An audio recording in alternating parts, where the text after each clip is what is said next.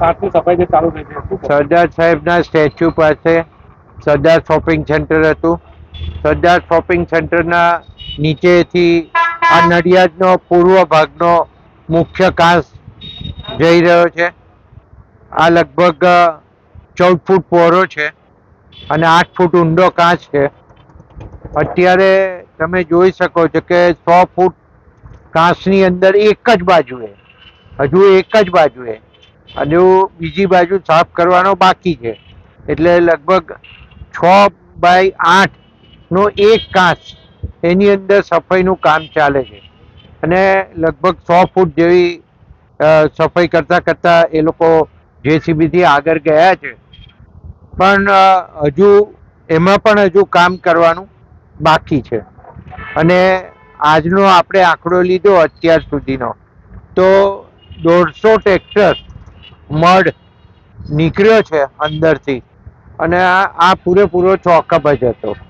અને અગાઉ જે પ્રમાણે મ્યુનિસિપાલિટી હતી ત્યારે પણ કહેતા હતા તે પ્રમાણે આ જે પૂરેપૂરો ચોકઅપ હોવાના કારણે જે વરસાદી પાણી છે એનો નિકાલ થઈ શકતો નહોતો.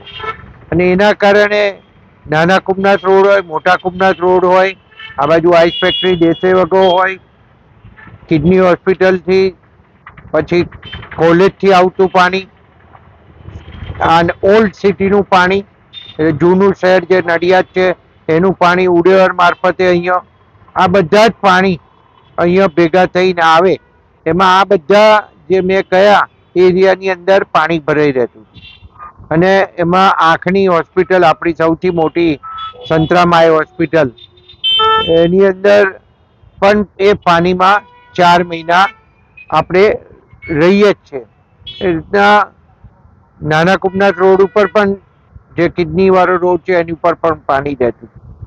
બાસુદીથી દેસે વગા બાજુ જાય છે એમાં પણ પાણી રહેતું હતું. એટલે દેસે વગા બાજુ જે હોસ્પિટલો છે, ચિલ્ડ્રન્સ હોસ્પિટલ ને બધી ચૈચવ ને બીજી બધી હોસ્પિટલો, એ બધું પાણી થઈને જવું પડે. આ બધો જ ભાગનું પાણી એકત્ર થઈને આ કાંસ મારફતે શેરીમાં જાય છે. હવે અત્યારે આપણે જોઈ શકીએ છીએ કે આપણે આ શોપિંગ સેન્ટર તો જર્જરિત હતું અને જે મ્યુનિસિપાલિટીએ ટેસ્ટિંગ કરાયા એમાં રિપોર્ટ એના ફેલ ગયા, એના કારણે આ ડિસિઝન તો લેવાનું જ હતું. પણ જોડે જોડે કાંસની સફાઈ થાય એ જરૂરી હતું અને આ અત્યારે કાંસની સફાઈ ચાલુ જ છે. આ કાંસ સાફ થશે એટલે આપણને નડિયાદને ખૂબ સારું રિઝલ્ટ મળવાનું છે. અને એની અંદર પશ્ચિમના અમુક ભાગ અંદર આવી જાય છે. જે શાક માર્કેટ પાછળનો જે વૈશાલી વાળો જે રોડ છે ત્યાંથી જે કાંસ જાય છે આખો, એ કાંસ બી અહીંયા માર્કેટમાં થઈને આ કાંસમાં જ આવે. તો આ બધા જ ભાગનું પાણી આમાં ભેગું થઈ અને નડિયાદમાંથી નિકાલ થાય છે. તો આ ખૂબ જરૂરી બાબત હતી. પણ સમહાવ જે કોર્ટમાં ગયા અને કોર્ટ મેટર થઈ એના કારણે આખું ડીલે થયું. ડીલે થવાના કારણે આ કામગીરી થઈ શકતી નથી. પણ આ ખરેખર સાચું અને નડિયાદની જનતાને અને નડિયાદથી આજુબાજુમાંથી આવતી જનતાને ખૂબ મોટી તકલીફો પડતી હતી. હોસ્પિટલો વાળાને પણ ખૂબ મોટી તકલીફો પડતી હતી. અને એના કારણે આ જે આપણે કરવું પડ્યું છે એ આયોજન કર્યા પછી અને આખો કાંસ ફરી બનાવવાનું જે મ્યુનિસિપલ કોર્પોરેશનની અંદર નક્કી કરવામાં આવ્યું છે. માન્ય મુખ્યમંત્રી શ્રી ભૂપેન્દ્રભાઈ પટેલ સાહેબ દ્વારા આપણને 64 કરોડ રૂપિયા મંજૂર કર્યા હતા, પણ કામ 45 કરોડ રૂપિયાની આજુબાજુનું લગભગ ટેન્ડર મંજૂર થઈ ગયું છે. અને આની આખી કામગીરી છે એ ફરીથી કરવા માટેનું આખું આયોજન એ લોકોએ તૈયાર કરી લીધું છે. એ આ કાંસ અહીંયાથી આગળ પાછળ દુકાનો નીચે જે છે ત્યાં થઈ અને શાક માર્કેટ નીચે થઈ ને જે અલકા સામેનું જે શોપિંગ સેન્ટર છે એમાં પણ નીચે કાંસ છે અને આગળ રોડ પર કાંસ છે. એ બધા જ કાંસ સંતરામ મંદિરના અંદર થઈ પાછળની બાજુએ થઈ અને વિઠ્ઠલ કન્યા વિદ્યાલય રોડ ક્રોસ કરીને બાસુદી અને બાસુદીથી એ બધા જ કાંસ જે બીજા બધા રોડોના છે એમાં જોઈન્ટ થાય છે.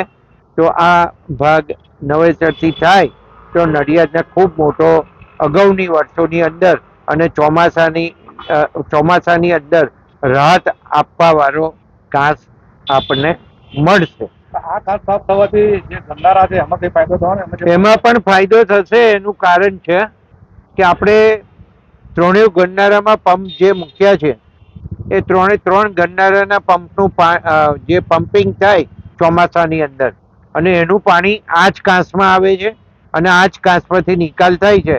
એટલે આ સાફ થવાથી લેવલ તૂટશે અને લેવલ તૂટશે અને પાણીનો ઝડપથી નિકાલ થશે.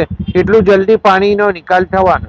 My school is one such future-ready school where I understand each and every concept taught in the class and don't rote learn, where teachers don't just use books and blackboard to teach but use new ways of teaching and learning like audiovisual learning, activity-based learning and group activities which enhances my conceptual understanding. My school also teaches coding, which is an important 21st century skill.